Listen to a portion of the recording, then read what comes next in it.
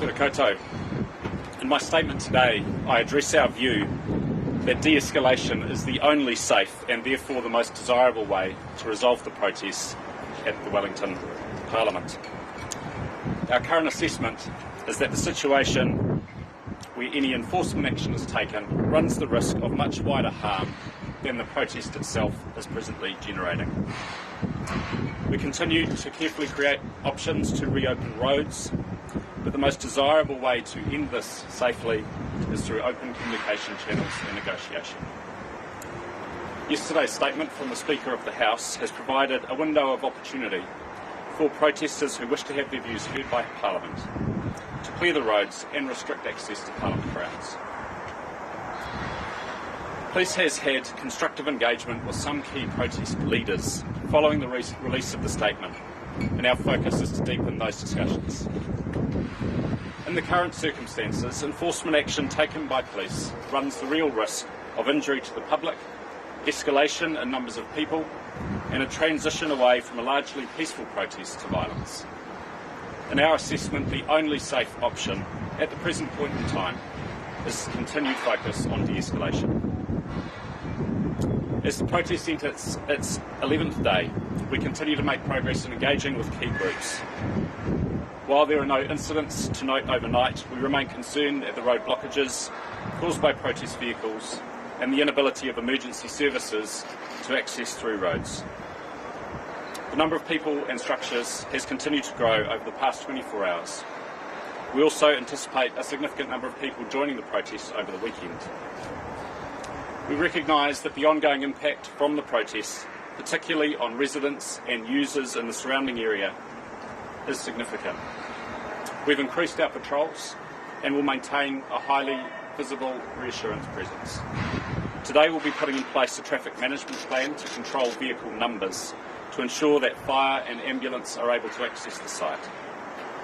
The option to move vehicles to Sky Stadium remains open, and we encourage people to make greater use of this so that people who live and work in the area can go about their lawful business unimpeded by protest activity. Police will continue to focus on keeping the peace, maintaining safety and engaging with the protesters over the coming weekend. I want to acknowledge our staff, many of whom have travelled at short notice for what has been a challenging assignment. They have conducted themselves in an incredibly professional and reassuring manner. I'm happy to take questions. How do you still be saying the protesters do whatever they want? There are more, you said yourself in 24 hours, there are more protesters there are more tents erected, someone's building tents in an alleyway next to Parliament on Parliament grounds. Why aren't police doing anything at all to see this change? As I've said, we believe the only way to resolve this situation safely is to de-escalate and to continue in the dialogue that we've opened with protest groups. We've had some very positive engagement in the last period since the Speaker released his statement.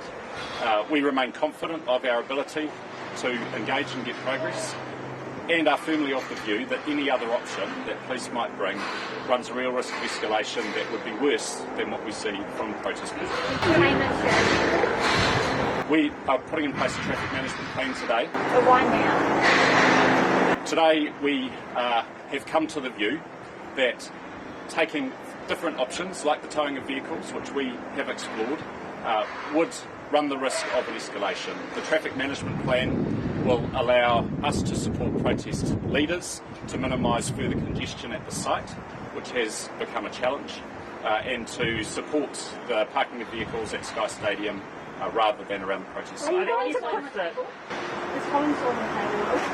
Is Towing is an option until that. Look, that is still there in our toolkit of options. It was clear following our announcement of towing on Wednesday that there was a growth in the number of people in and around the site, and a likelihood that those tactics would be frustrated by support mobilising from outside the protest site, people responding to social media. Do you legally have powers to start saying cordon around the area? Can you do that? Look, that would be an extreme situation. Of course, there are emergency provisions that could escalate the situation should that be required. Why not Was see that us a bit of a mistake saying that? Was that a bit of a mistake saying that you guys were going to tow people? No, we needed to explore the option of that and test what the reaction would be. It was very clear that that was going to cause an escalation and probable that that tactic would be unsuccessful. Our judgment since then, and particularly in light of the Speaker's statement, has been that ongoing dialogue is by far the best option for resolving the situation. Are you having trouble getting staff to manage and resolve this protest? We've mobilised a large number of staff. Do you need more staff?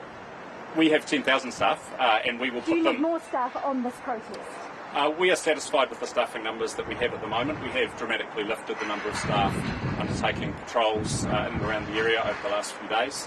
I'm content that at the moment we have an appropriate number of staff. How many staff have been taken out with COVID? We have had staff affected by COVID. How many? The number around the country is about, last update, 136. In Wellington? I believe 3. Are there any at Parliament? Are there any at the Parliament How do you mean that putting a cordon around the protest would be an extreme situation when you've got staff who are terrified in that building? You've got protesters who are blocking key entranceways so that fire and emergency can't even get into the building if there was an emergency. How does that extreme situation not warrant the extreme situation on the ground? So we are putting in a traffic management plan that will manage further vehicles coming into the area. But the question I was answering related to something like a harder cordon, an escalation where you had major disorder breaking out. We do not want to create a situation where we escalate that unnecessarily. And our judgment right now is that the right thing to do is continue with dialogue. As I say, positive responses from key protest leaders since the Speaker's statement. That's where our focus is. Are there any police at Parliament with COVID or are close contacts? We have had some staff working on the operation affected by COVID. We are working on whether or not that relates to their duties there or indeed other contacts. Are you concerned that people joining this weekend is a planned convoy? Will you stop them from parking in cars? Look, we're sure we will see more people join over the weekend. That was the pattern last weekend. Many of those people are visiting because of the nature of the event. They left again after the day. I'm sure we will see that. Our goal with the traffic management plan is to redirect traffic to Sky Stadium so that we don't add to the congestion that already exists. How many protesters are down there right now, do you think? How many protesters do you think are down there right now? The last count that I had was about 800 protesters on site. And coming this weekend, any idea? No, look, it's an unknown. We had lots of people come from around Wellington last weekend. How many complaints have you had from the public about harm that they may have suffered from protesters? Look, we continue to have a baseline of people feeling intimidated, feeling threatened. What's that baseline? Oh, I don't have a number for you, but of course we are getting reports of that going on, and that is a problem. But our judgment here is not to create a bigger problem by the actions that we take. We are confident that there is still a positive group of leaders that we can engage with. They are constructive, and there is management within the group about people's behaviour in a way that we are satisfied is keeping people safe. Are you following up on all those things? Are you following up on all these allegations that we're hearing of harassment, people just squatting on lawns? Will you investigate and lay charges later? We will receive any complaints that people have and assess the most appropriate action. The best thing that we can do right at the moment is create the high visibility of police around to reassure people moving through the area. We need to be clear, the majority of the people involved are peaceful and are behaving reasonably, notwithstanding that it's an unlawful protest. However, there are some around the fringes, as there often are in these groups, who need to be managed, and we are managing that at How many vehicles now have it's a very large number. I can't write at this moment. I can't write Look, I cannot guarantee what the path of this is. Our focus is de-escalation, and we We recognise that this is a frustrating situation for the people of Wellington. We recognise that it's causing massive disruption, but equally, for safety reasons, we don't consider that now's an appropriate time to be sending police out. There's a risk of escalation if you were to intervene. What evidence is that based on? Is that from conversations you've had with? Look, this is our professional judgment. As I said, after the announcement about towing, we saw an escalation in numbers, and we saw a level of readiness for people to obstruct whatever tactics that police might bring. In our view, that approach would have been provocative and unhelpful for resolving the situation. The Speaker's statement this week creates an opportunity for us to have a different dialogue, and that is what we'll be pursuing. How does your assessment there could be a violent response? We don't want to create a situation where there is a violent response. And so our judgment is that the right tactic for now is this ongoing engagement. Well, can you describe the nature of these constructive conversations you're having? Because all we're seeing is the protests continue to grow. Is it just them saying, look, we're here to stay, and you guys just have to bite the bullet on that? No, there is genuine acknowledgement in the conversations we've had today that there is an opportunity for the protest to respond to the announcement the Speaker has made. This is a large group, and clearly we need to take the time to let those conversations filter through. Our message is we are there to maintain a high visibility presence and to ensure that the protest doesn't unduly impact any more than it already is the people of Wellington. Wellingtonians are saying they are feeling abandoned by the police. What do you have to say to them?